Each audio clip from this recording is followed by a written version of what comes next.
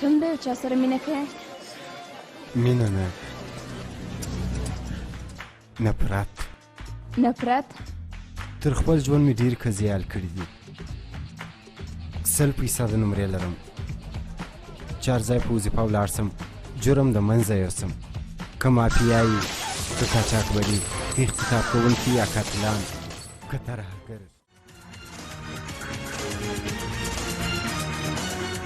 هغه به ټوله پلانونه جوړ کړي.